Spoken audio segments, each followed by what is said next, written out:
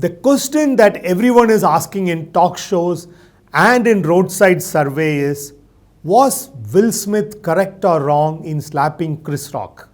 The question itself is wrong. The correct question should be, is body shaming funny? Welcome to Mindscape Matters, a channel to discuss mental health and more. I am Dr. Mohan Raj. I am a psychiatrist based in Chennai, and let's explore this wonderful landscape of mental health together. There are many types of comedy, but some comedians and writers think that it is funny to tease other people about their body. And this practice is present in all countries and in all languages. They tease others based on their skin color, height, weight, other handicaps, be it visual, hearing, neurological or orthopedic like a polio or a paralysis, or facial features like a flat nose or a long nose, or the shape of the ear, or hair on a female face, a mole in the face, a voice not breaking in a boy, and of course their favorite topics, mental handicap and mental illness. Let's talk about skin color. In India, people are proud about having lesser and lesser shades of black or brown, and those with the least shades consider themselves as white, and they consider it as a privilege to tease those who are a few shades darker. Body shaming using color is very common in Indian families. An uncle or aunt will constantly taunt a boy or girl by saying, "You don't look like part of our family. You are way too dark for that." And they will offer a helpful explanation. They would say, "You are abandoned in a beach or near a waste basket. We brought you home and brought you up. That's why you look a lot different from rest of the family."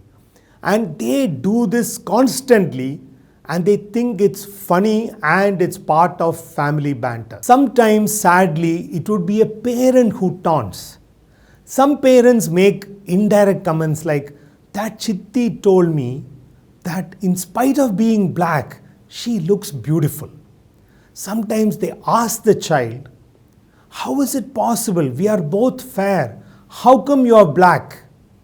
That question is best answered by the parents themselves. Some parents tell their children, "It's difficult to get you married because you are dark." If you look at matrimonial ads, you will see lots of references to color, fair-skinned, wheat complexion, and so on. Are they looking for a partner to share their life, or are they looking for somebody to share a facial cream? The advertisements for face whitening cream take body shaming a notch higher. Their typical script will be like this. Everyone insults a dark-skinned lady. She goes to an interview, and the interviewers have this dissatisfied looks on their face. They look at each other with disgust. She is heartbroken. She goes home and starts crying.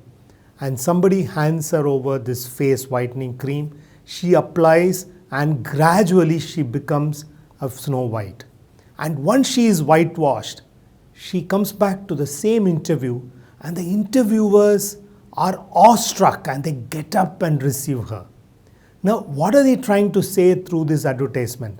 That having dark skin is shameful. In the game of body shaming, Indian movies are not far behind from the advertisements. In Hindi movies, a dark-skinned person will never get to play any substantial role. In the South, male actors with dark skin have managed to become protagonists, that is the hero. But we are yet to see women with dark skin play the lead role, the heroine. The makers will want somebody white to do that. It's not that there is a dearth of talent. There are many brown and black women of high caliber. Whenever there is a role with negative qualities, they cast a person with dark skin. The visual cue seems to be the darker the skin, meaner the person. We don't need Hindi movies to make fun of the southern skin color. Southern movies do it themselves. There are innumerable movies in which a supporting character will try to woo the heroine but will end up with a dark-skinned woman and is supposed to be humorous. In one movie, two women, Angavai and Sangavai, who were painted pitch dark, were trying to woo the hero. In fact, their father was trying to woo the hero.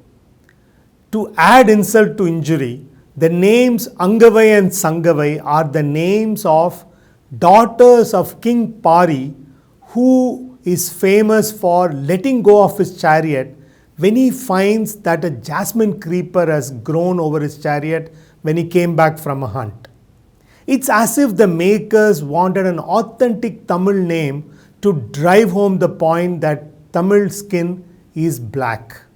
The whole sequence in that movie, which was supposed to be funny, was very painful for the audience. Height is another target for body shaming.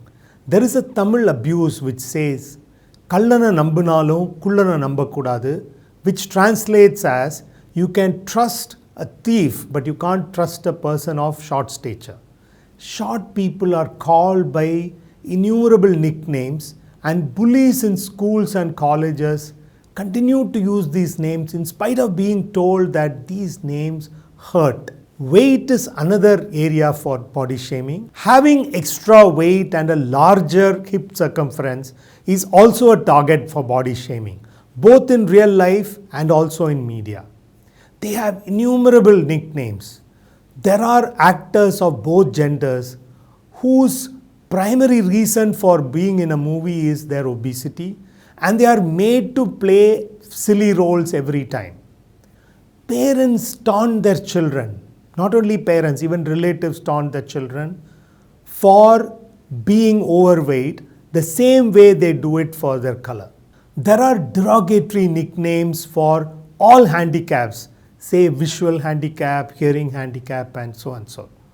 Normal names like blind, deaf, and dumb are used in a derogatory manner to abuse somebody, so much so we have revised those names and we call them visually handicapped, auditory handicapped, or orthopedically handicapped. When physical handicap is easy pick for the comedians, will they leave behind mental handicap? There are more than 100 synonyms for persons with intellectual disability. This is reflective of the stigma and the scorn that people have for those with mental subnormality. Teachers and parents abuse and taunt those with scholastic backwardness using words like you are stupid, you're good for nothing, you have no brains, you're not trying enough, and they also curse them saying you will never come up in life. A person with subnormal intelligence is a standard character in Tamil movies of the 80s and 90s in the form of a village simpleton. This character does not know anything, does not understand things easily, and his friend would call him a whole lot of abusive words for not understanding things. And as if it's not enough, the friend will hit him and kick him, all in the name of humor. Words like loony, crazy, nut loose, or unhinged are freely used by some people to describe people with mental illness. They do not bother to think whether such words hurt those people. One newspaper in Trenton, New Jersey in 2002 had this headline, "Roasted Nuts," to report on a fire that devastated a psychiatric hospital, to report a tragedy. This is a grim example of how callous some people can be about the mentally ill. Is body shaming funny? A wise man once said that your freedom to swing your arms end where another person's nose begins. Similarly, your freedom to make humor stops when it encroaches on another person's dignity. Thank you for watching. If you like this video, please tell 4 of your friends. If one of them would love to watch this in Tamil, tell them that the same content is available in Tamil also. Stay tuned because Mindscape matters. Bye.